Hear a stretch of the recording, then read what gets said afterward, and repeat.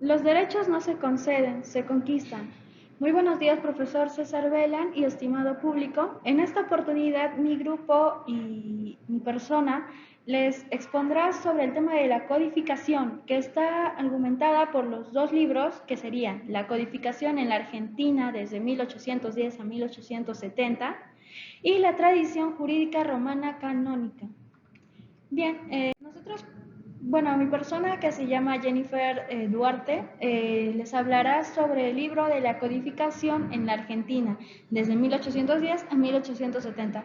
Bien, nosotros nos centraremos en un punto general, punto principal, que sería que en este contexto, en esta época se estableció ya una prolija enumeración de derechos del hombre y el ciudadano y un escrupuloso esquema de atribuciones de poderes del Estado.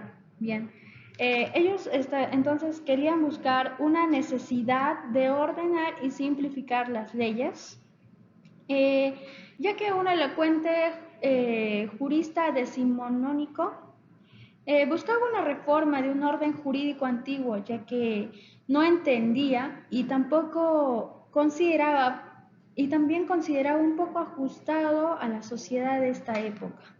Pero también ellos querían una unificación en todo el mundo. Así que acá nosotros prevaleceremos lo que serán los movimientos. Acá nosotros veremos varios movimientos que se dieron y como lo son, por ejemplo, el movimiento de la codificación, el movimiento de derecho natural racionalista, que fue fundado por la razón y por la observación empírica, que fue por Samuel Pufendorf. También nosotros veremos algo muy importante y trascendental en la historia, que sería la Ilustración, que fueron los códigos postulados, según dice Watt, que tenía a plantear una extensa, nueva y exclusivamente una sociedad mejor mediante ordenanzas y sistemáticas creadoras. Nosotros luego nos encontraremos con las consecuencias del movimiento codificador, que fue por Luis Sánchez Agestas, que él señala que las consecuencias históricas más duraderas de este pensamiento en la segunda mitad del siglo XVIII ha sido una situación de una comunidad tradicional por una ordenación racional, dispuesta por la voluntad del legislador, es decir, por una facultad despojada por el Estado de los juristas. Bien, y acá entraremos a un punto importante de la historia, que fue la influencia de la codificación francesa.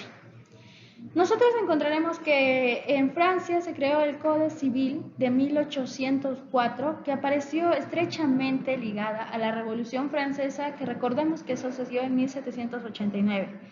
También contribuyó a la creencia de que iba unido a los códigos exageradamente innovador y definitivo de la época, y que son ellos los que inauguran una nueva era, una nueva época. Bien, nosotros encontraremos un reemplazo, que fue el código ius naturalista, y especialmente como modelo a imitar o Codex Civile. Bien, desde entonces, en el siglo XIX, la influencia de los códigos franceses fue notable en la elaboración de la nueva legislación de países como Europa y América y hasta el Oriente. También esto buscaba que querían romper el antiguo régimen y también tenían que tener un lenguaje más sencillo. Bien, nosotros luego pasaremos por último a hablar de la ciencia jurídica del siglo XIX, que esto se dio en la escuela del positivismo científico, que dio la perfección del orden legislativo. También tuvo una construcción dogmática que culminó en el Código Civil alemán de 1900, que es muy importante. Con la ordenación aparecía como un sistema pleno, organizado e independiente de la realidad social, política o económica que le regulaba. Era un derecho de juristas y para juristas. También es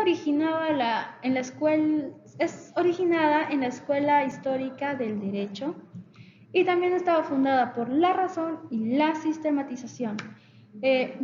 Ahora quiero dar pase a mi compañera. Mi nombre es Alejandra Zavala y les voy a explicar el capítulo 4 del libro Mermen, que lleva por título La tradición jurídica romana canónica. La capacidad de los individuos para obligarse mediante tratados y la capacidad de los miembros de la organización para establecer regulaciones internas. Las personas que regulan su relación especial no tienen potestad legislativa. Estos se consideraban contratos privados y tenían fuerza legal solo en la medida de que el Estado deseaba reconocerlos y confirmarlos. Segundo punto, por las mismas razones los libros y artículos escritos por eruditos tampoco eran derecho.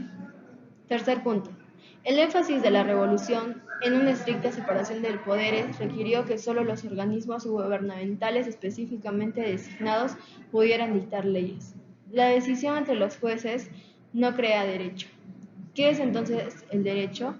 Solo los estatutos del Poder Legislativo pueden convertirse en derecho. La cantidad de los escritos en país de derecho civil sobre el tema de las costumbres de derecho es enorme. El resultado de toda su teoría de las fuentes jurídicas en la tradición del dictamen civil y el reconocimiento solo fuentes jurídicas, los estatutos, reglamentaciones y costumbres. Todo esto es fundamental para entender la tradición del derecho civil, ya que la función de un juez dentro de esa tradición es intentar aplicar la ley. Este concepto dogmático de lo que es correcto ha sido erosionado por el tiempo y los acontecimientos. Quizás la innovación más importante fue el movimiento hacia el constitucionalismo y su posterior predominio como fuente del derecho. Para las constituciones escritas. Introducir un nuevo elemento en la jerarquía de fuentes jurídicas que solo se requiere. Estos deben enumerarse como constitución, legislación, normas y costumbres. Otro factor que aplica a la situación es la inclusión de la iniciativa y el referéndum en las constituciones de algunos países civiles. Esto implica necesariamente la delegación de una determinada facultad legislativa por parte del legislador. Para el pueblo, en la última instancia debilita la posición del legislativo como única fuente del derecho. La forma codificada no es una característica especial del sistema de derecho civil. Algunas normas del ordenamiento jurídico previamente existentes fueron incluidas en el Corpus Juris Civilis y por la misma razón se mantuvieron cuando se adoptaron. Solo un racionalismo exagerado puede explicar la creencia de la historia puede ser abolida por una ley que la niega. Les paso con mi compañera. Mi nombre es Leslie Analía Álvarez Oporto y hablaré sobre el capítulo 5, Códigos y Codificación. Diferencia entre Common Law y Derecho Civil. Common Law no utiliza códigos como tal, sino que se basa en la jurisprudencia y los precedentes judiciales. Derecho Civil. Los códigos son la base principal de la legislación y se utilizan para codificar el derecho de manera sistemática y exhaustiva. Ideología revolucionaria y codificación.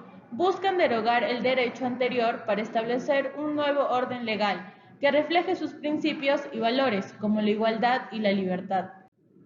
Relación con la profesión de abogado. Fue compleja. Algunos abogados fueron criticados, mientras que otros defendieron los derechos individuales y la igualdad ante la ley.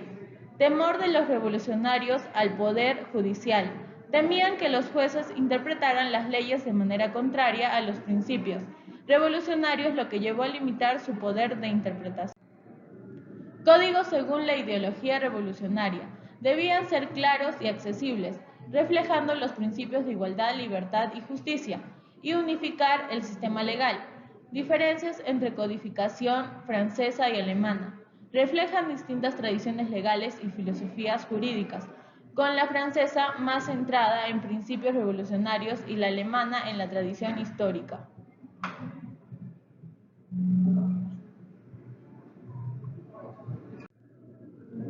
Créditos. Curso Derecho Romano, profesor César Augusto Belán Alvarado, tema la codificación. Integrantes Álvarez Oporto Leslie, Duarte Sancho Jennifer, Zabala Cutipa Alejandra, Ariana Mía, Mamani Cama Lisbeth Dina. Universidad Católica de Santa María.